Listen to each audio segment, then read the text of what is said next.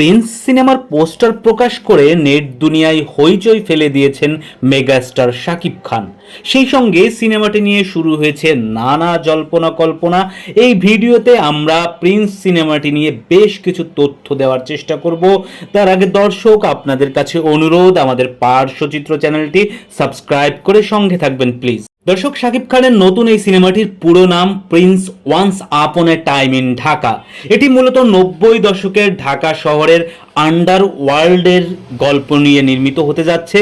সিনেমাটির পরিচালক আবু হায়াত মাহমুদ। এটি তার প্রথম সিনেমা।